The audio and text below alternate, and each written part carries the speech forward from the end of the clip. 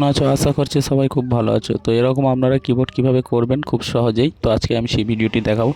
তো খুব শুরু করা যাক। সো ফার্স্ট আমি অ্যাপসটি ওপেন করে নিচ্ছি।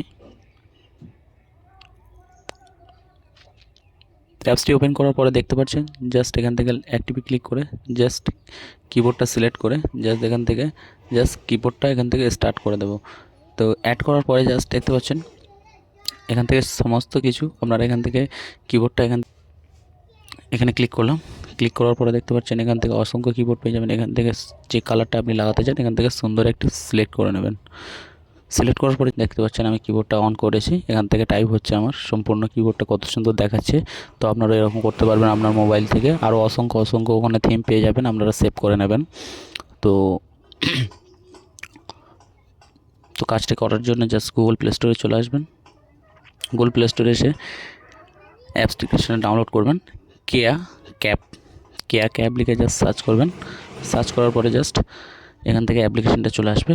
আপনারা লোগোটা দেখে নিন ভালো করে। এই যে অ্যাপ্লিকেশনটা, এই অ্যাপ্লিকেশনটা আপনারা ডাউনলোড করে নেবেন আপনাদের মোবাইলে। তো আমার ডাউনলোড করা আছে। তো তো ভিডিওটি যদি ভালো লাগে চ্যানেলটা অবশ্যই সাবস্ক্রাইব করবেন। এরকম আরও ভিডিও পাওয়ার জন্য সবাই ভালো থাকবেন, সুস্থ থাকবেন। দেখা হচ্ছে পরবর্তী ভিডিওতে। সবাই ভালো থাকবেন।